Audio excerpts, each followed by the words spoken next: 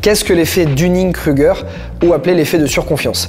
C'est quelque chose que tu dois toujours garder en tête, surtout dans l'entrepreneuriat et dans l'investissement immobilier. En fait, c'est le fait, et tu le liras très bien sur la courbe qui est visible à ce moment-là, d'avoir un effet de surconfiance dès qu'on commence à connaître un sujet. Par exemple, lorsque tu vas découvrir l'investissement immobilier, tu vas commencer à regarder des vidéos YouTube ou des réels comme tu es en train de le faire aujourd'hui. Au bout de quelques vidéos, tu vas sentir un effet de surconfiance en te disant « Ouais, l'immobilier, finalement, c'est très facile ». C'est le moment où tu vas avoir entre 5 et 10% de connaissances d'un sujet. Mais c'est le moment où, en termes perçus, en termes ressentis, tu auras l'impression d'avoir 80 ou 90% du sujet.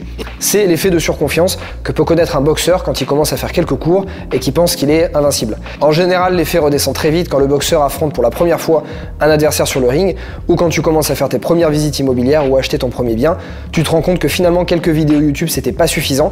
Donc la courbe redescend et c'est ce moment-là où en fait le peu de connaissances que tu as te fait prendre conscience que tu ne connais rien au sujet et c'est là que la vraie courbe de la connaissance démarre.